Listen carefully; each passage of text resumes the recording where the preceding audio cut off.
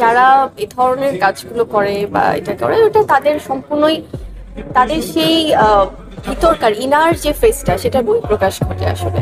বিচ্ছেদের পরেও ঘনিষ্ঠ মেলামেশা করছে সাকিব অপু। যে সম্পর্ক প্রকাশ্যে আনা যায় না, সে সম্পর্কের মধ্যে কোনো প্রকার সত্যতা থাকে না।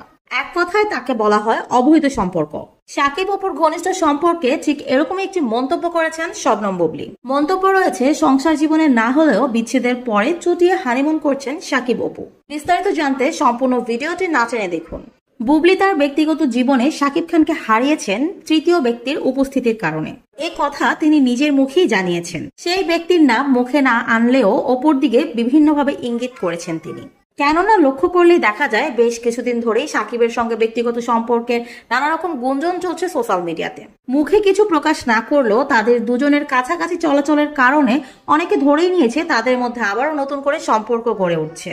সম্প্রতি অপু বিশ্বাসের আপলোডকৃত একটি ভিডিও নিয়ে তোলপাল শুরু হয়ে গেছে সামাজিক যোগাযোগ মাধ্যমে। কেননা যুক্তরাষ্ট্রের পরে এবার অপু বিশ্বাসের সঙ্গে কাশ্মীরে একই গাড়িতে ধরা দিয়েছেন সাকিব খান। অপু বিশ্বাস ক্যামেরায় নিজেকে না তুললেও সাকিব খানকে তুলতে কিন্তু ভুল করেনি এই অভিনেত্রী। পাশাপাশি সিটে না হলেও একই গাড়িতে যে তারা যাতায়াত করেছেন এতে করে কোনো সন্দেহ নেই। আর এই ভিডিও সামনে আসার পরই শবনম বুবলী এই মন্তব্য করেছেন যে বিচ্ছেদের পর সাকিব অপু পরক্রিয়া সম্পর্কে আছে। বুবলী বলেন, যদি তাদের মধ্যে বিশেষ কোনো সম্পর্ক থেকে থাকে তবে তারা সেটা সামনে আনুক। আবার কেন সেই একই লুকোচুরি তারা করছে?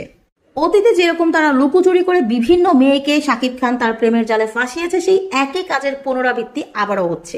তাদের মধ্যে যদি কোনো সম্পর্ক থেকে থাকে তবে তারা সেটা সামনে আনুক। সাকিব খান যদি আবারও নতুন করে অপু বিশ্বাসের সঙ্গে কোন রকম সম্পর্কে জড়ায় তাহলে বুবলির কোনো সমস্যা নেই বলে জানিয়েছেন তিনি নিজেই। তবে তার কথা হচ্ছে সেই সম্পর্কের কথা যেন প্রকাশ্যে আনে, আর যেন কোনো প্রকার লুকোচুরি না করা হয়।